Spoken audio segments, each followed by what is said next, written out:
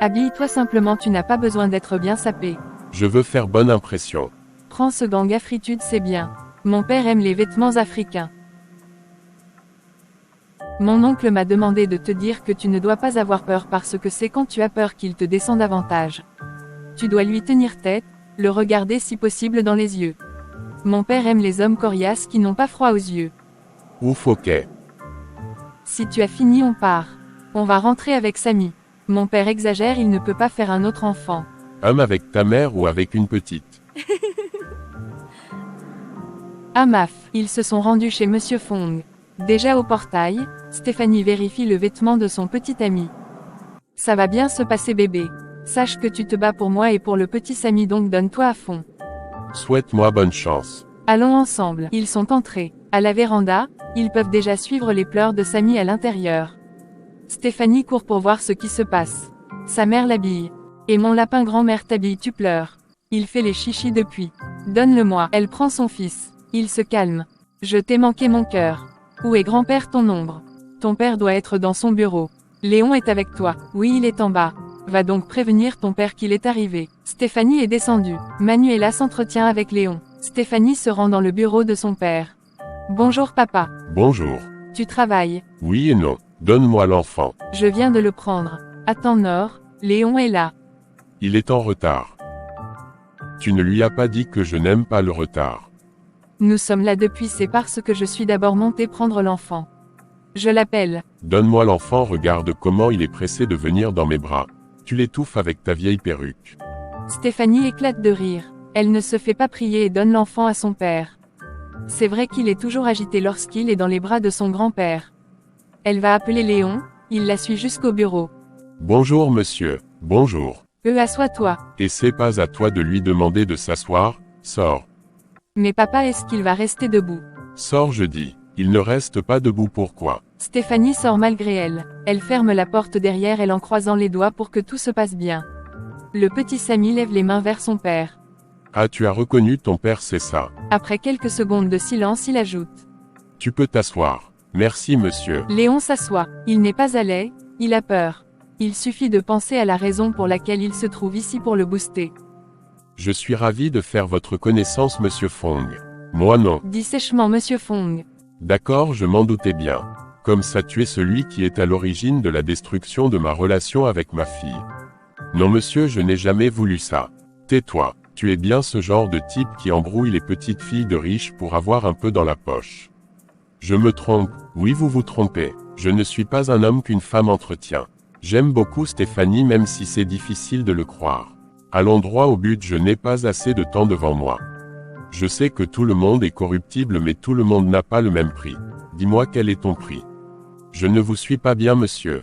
Quel est ton prix pour laisser ma fille tranquille? Waouh, vous êtes sérieux? J'ai la tête d'un blagueur. Allez, donne-moi un chiffre, 2 millions, 3 ou 4. Ça me fait mal ce que vous me proposez. En venant ici, je pensais que c'était pour en savoir plus sur moi et mes intentions envers votre fille. Je ne m'attendais pas à ça. Je suis un peu déçu. Ah, tu es déçu? Oui, monsieur Fong, avec tout le respect que je vous dois, ce que vous me proposez est une insulte. Ok, c'est petit, alors je te propose 10 millions, de quoi t'offrir un bon restaurant. Écoutez monsieur, l'amour que je porte à votre fille n'a pas de prix. L'amour que je porte pour la famille que je veux fonder avec elle n'a pas de prix. S'il fallait avoir de l'argent derrière elle, je l'aurais eu depuis. J'ai travaillé nuit et jour au Gabon, je dis bien nuit et jour, j'ai fait des heures supplémentaires, je suis allé dans des villages travailler, dormir à la belle étoile, me priver des plaisirs que pouvait m'offrir ce beau pays uniquement parce que j'avais un objectif à atteindre et je l'ai atteint. Je n'ai pas eu besoin du soutien financier de Stéphanie pour m'acheter ce restaurant, c'est le fruit de mon travail et j'en suis fier. Je ne suis peut-être pas le gendre que vous avez voulu avoir mais je sais que je suis celui qui rend votre fille heureux, et je m'évertuerai à le faire si vous me donnez votre bénédiction. Donc même 15 millions tu refuses. Léon sourit. Il a bien envie d'éclater de rire. Monsieur Fong insiste. Ça t'amuse. Je vous comprends monsieur mais je n'accepterai même pas 1 milliard. Votre femme m'a raconté une fois comment vous avez réussi dans les affaires. Vous avez commencé avec rien et c'est ce que je fais. Je n'ai rien aujourd'hui mais je sais que d'ici 5 à 10 ans je serai compté parmi les meilleurs chefs cuisiniers du pays et d'Afrique parce que je compte élargir mes connaissances. J'aurai des restaurants partout et pourquoi pas je pourrais cuisiner pour le chef de l'État. Je crois en moi, je crois à la femme qui m'accompagne. Ok, j'ai compris que l'argent ne t'intéresse pas. En passant, c'était un test que tu as brillamment réussi. Que je suis peut-être difficile, très orgueilleux, oui, c'est parce que j'ai eu un parcours vraiment caduc. Je veux ce qui est de mieux pour mes enfants, je veux le meilleur pour eux. Tu es déjà un père aujourd'hui, tu peux me comprendre. Je me suis toujours imposé dans leur vie jusqu'au jour où Stéphanie en a décidé autrement. Vous m'avez sérieusement donné du fil à retordre, j'ai même failli commettre l'irréparable. J'ai accepté de te rencontrer parce qu'on m'y a obligé. Je ne te fais pas confiance, à toi de me prouver le contraire. Je comprends monsieur. Cela dit, j'organise une fête pour l'enfant dans 3 semaines exactement. Tu pourras inviter ta famille, tes amis, tes collègues sauf les voyous, je ne veux pas de voyous chez moi. D'accord, j'ai compris. Je ne fréquente pas de voyous. J'ai une idée, et si tu t'occupais du service traiteur? Oui, toi tu as bien un restaurant. Waouh, c'est waouh. C'est un gros challenge parce que nous avons beaucoup d'invités et j'ose croire que tu n'as pas encore assez de personnel. Non monsieur, je prends, je vais le faire. J'en suis sûr monsieur. Très bien, tu verras avec ma femme ce qu'il faut et m'apporter la facture. Très bien, merci monsieur, vous ne serez pas déçus. Je tiens bien à ne pas l'être. Tu peux disposer. Léon se lève, il veut bien prendre son fils mais n'ose pas le demander à son grand-père. Dehors, il tombe sur Monsieur Ndinga. Il lance rapidement un bonjour monsieur et disparaît. Monsieur Ndinga est étonné de le voir. Il va cogner au bureau de son ami et entre. Et Ndinga, quel bon vent t'amène. Juste de passage. Toujours avec ton petit-fils. Je viens de voir Léon, il était avec toi. Ah oui mon frère, il était là. Attends voir. Léon fait quoi ici? Monsieur Ndinga observe l'enfant et pense à Léon. Oh non. Aussi, tu comprends pourquoi j'étais si furieux contre Stéphanie. Tout s'explique à présent. Mais les enfants peuvent nous tuer hein. Je t'assure. Ces deux-là ont bien caché leur jeu. Comment tu peux venir dans une maison et sortir avec la femme de ton patron? Tu veux que je te dise quoi Ndinga? Bon, on a essayé de faire connaissance bien que je ne lui fasse pas encore confiance. Je n'ai pas trop le choix, c'est le père de mon petit-fils. Mon frère, s'il parvient à rendre ta fille heureuse et qu'il n'est pas avec elle pour de l'argent, laisse-les ensemble. Voilà le mari de Gabriel, il m'énerve.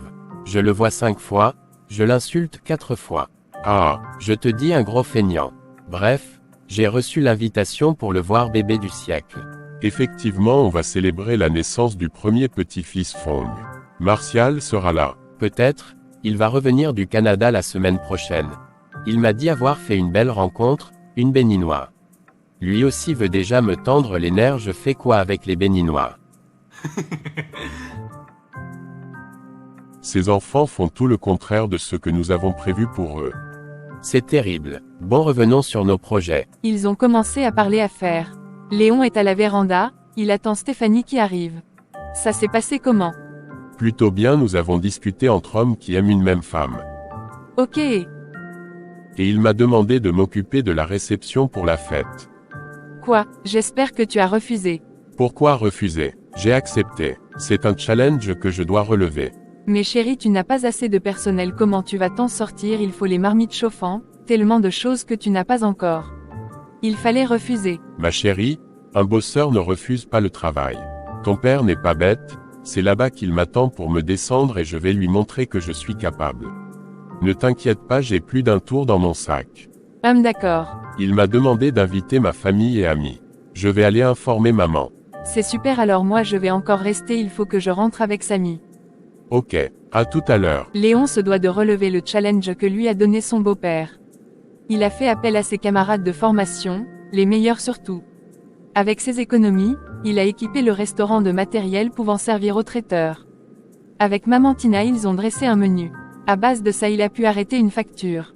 Assis dans le salon de Monsieur Fong avec Stéphanie, ils discutent en attendant Monsieur Fong. Chérie, le montant de la facture là ne me convient pas.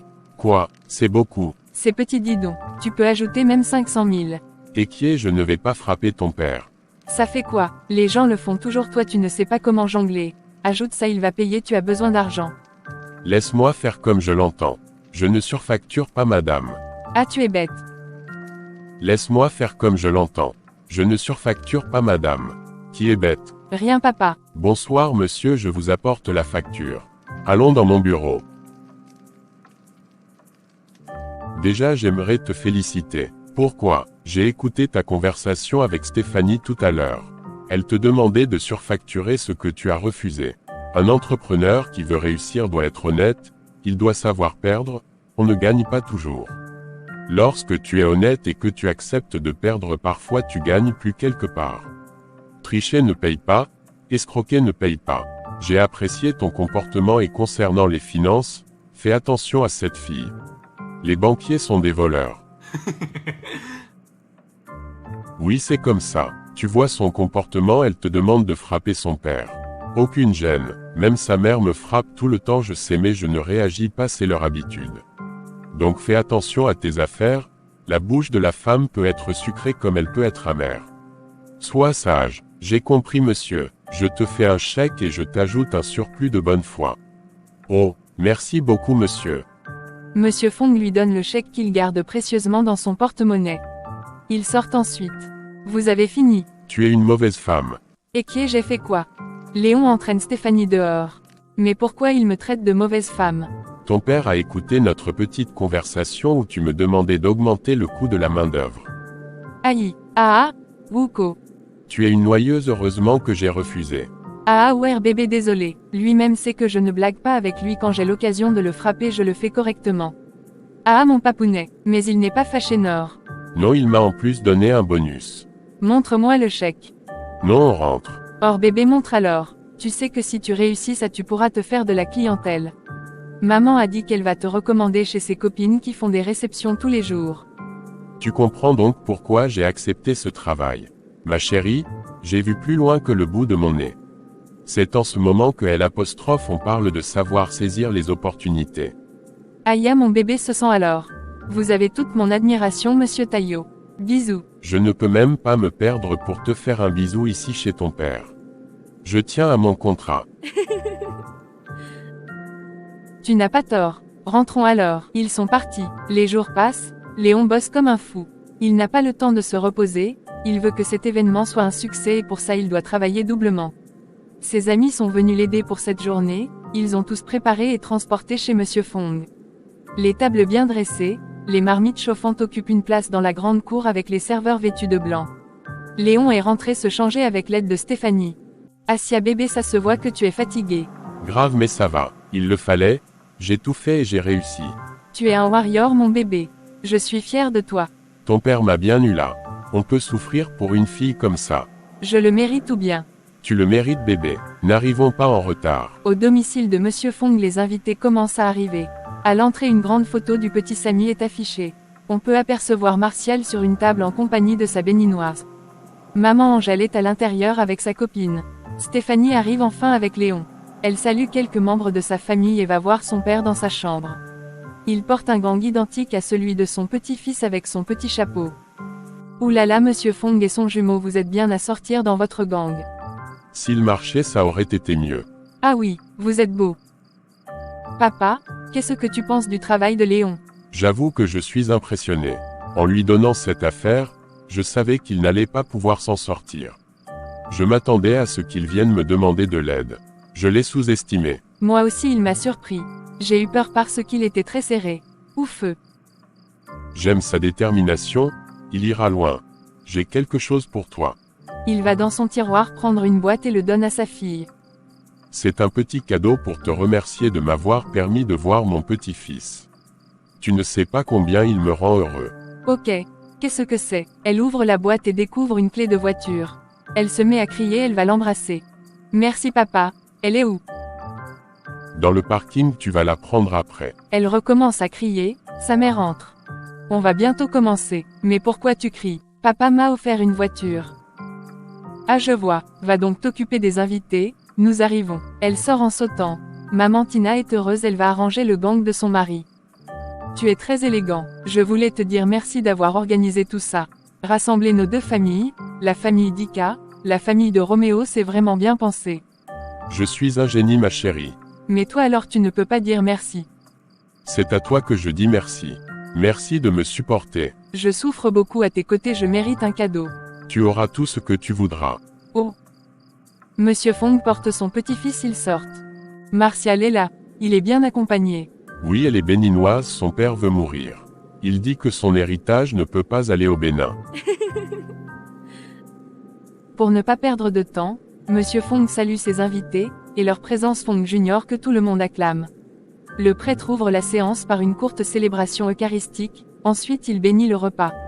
Le service traiteur est au pas, sous la supervision de Léon qui malgré tout, doit entretenir sa famille et sa belle famille, il faut aussi se rassurer que tout le monde est bien servi. Pour la seconde fois maman Béa a fait la connaissance de Monsieur Fong et cette fois-ci elle n'a pas eu peur, il s'est comporté en gentleman. Stéphanie qui a vu Martial est allée le saluer. Bonjour Martial, merci d'être venu. Tu sais que c'est mon père qui m'a traîné ici de force, je n'avais presque pas le choix. Tu dis bien presque, ça veut dire que tu pouvais dire non mais tu es là et c'est ce qui compte. Bonjour à ton ami. Ce n'est pas mon ami mais ma petite amie. Bonjour, je suis ravie de faire ta connaissance. Tu as un très beau bébé.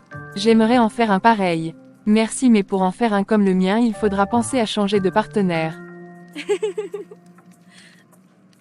Bonne soirée à vous. Martial est furieux et toise Stéphanie qui continue à lui sourire ironiquement. Stéphanie poursuit sa tournée jusqu'à la table de sa belle-mère qu'elle partage avec Donald et Brice. Maman, tout se passe bien. Ah oui ma fille, tout est nickel.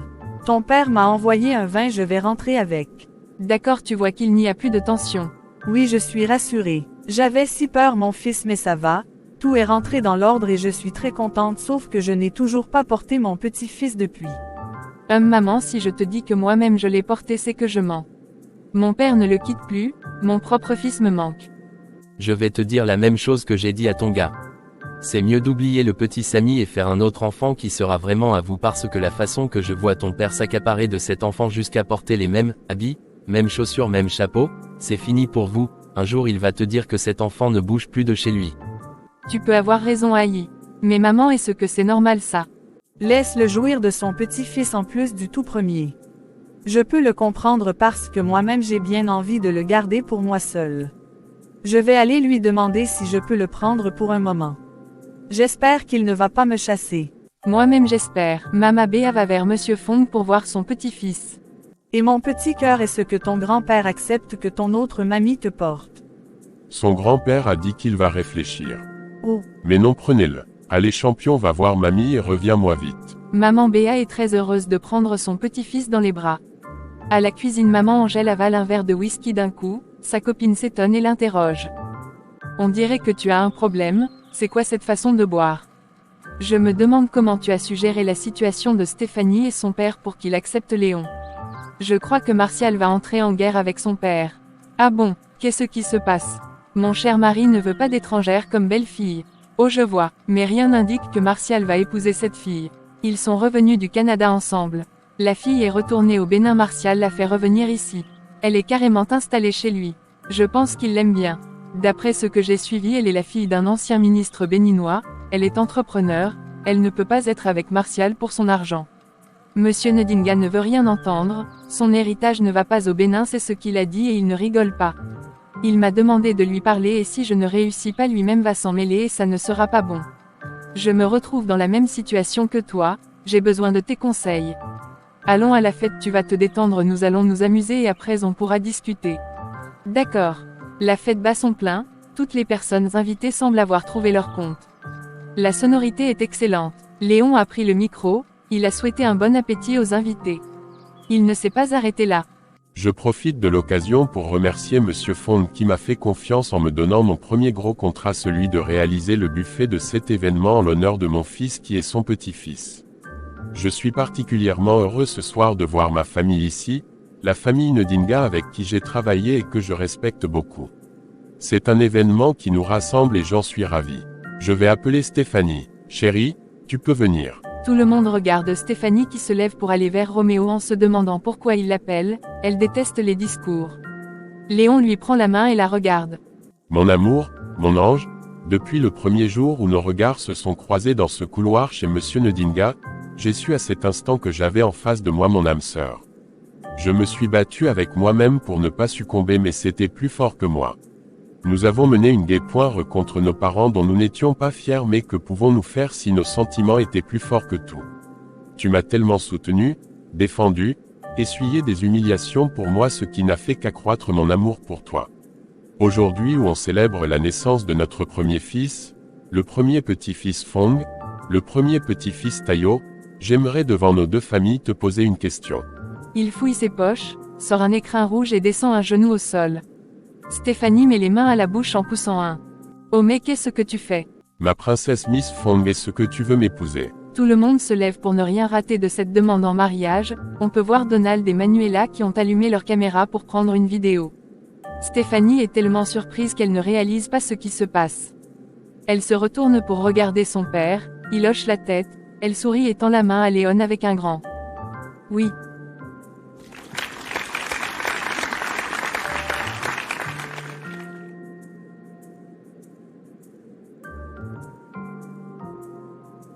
Léon lui passe la bague au doigt. La mère de Léon vient les féliciter ainsi que maman Tina et monsieur Pierre. Monsieur Fong à son tour prend le micro. Je ne m'attendais pas à une demande en mariage, je crois que Stéphanie aussi parce qu'elle a été plus surprise que moi. Je ne peux que leur souhaiter du bonheur. Ma fille n'est pas très différente de moi, lorsqu'on veut quelque chose on fait tout pour l'obtenir. Bravo ma fille, tu as gagné, mais je vais te dire, si tu rates encore ce mariage je t'envoie te laver au village. Tout le monde éclate de rire. Allez, que la fête soit belle, c'est jusqu'à l'aube. Vive les mariés. Les deux amoureux s'embrassent de nouveau sous les acclamations de leurs invités. Ainsi, la fête fut un réel succès.